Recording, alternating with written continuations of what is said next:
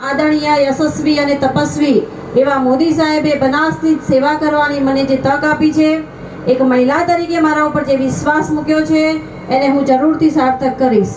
અને આપણે જોયું કે આપણા મોદી સાહેબની આગેવાનીમાં 500 વર્ષના સંઘર્ષ બાદ લાખો લોકોના બલિદાન પછી રામ મંદિરની પ્રાણ પ્રતિષ્ઠા થઈ છે। આવા અનેક મંદિરોનો જીર્ણોદ્ધાર મોદી સાહેબની આગેવાનીમાં થયો છે। અને આપણા કેસાજી સાહેબ આપણા દિયોદરના વિકાસ માટે ખૂબ મહેનત કરી રહ્યા છે અને એમના સખત પરિશ્રમથી આપણા આ વિસ્તારમાં અનેક જગ્યાએ પાણી પહોંચ્યા છે અને જ્યાં પાણી નથી પહોંચ્યા તેના માટે પણ એમના અનેક આયોજનો છે અને મહેનત કરી રહ્યા છે।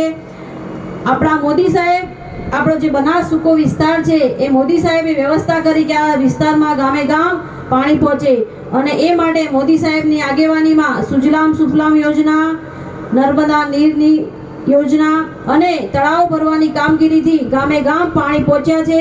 હજી ત્યાં પાણી નથી પહોંચ્યા એના માટે પણ મોદી સાહેબનું અનેક આયોજનો છે।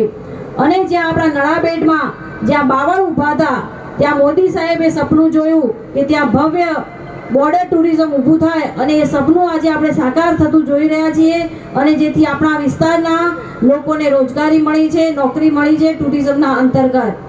અને આપણા મોદી સાહેબે જે સ્થાપના કરી અંબાજીમાં 51 શક્તિપીઠની સ્થાપના કરી, એની પ્રાણ પ્રતિષ્ઠા કરી અને આખા દેશમાં ક્યાં ન હોય એવા 51 શક્તિપીઠ આપણા અંબાજીમાં છે એ આપણે જોઈ શકીએ છીએ, વિકાસ આપણે જોઈ શકીએ છીએ।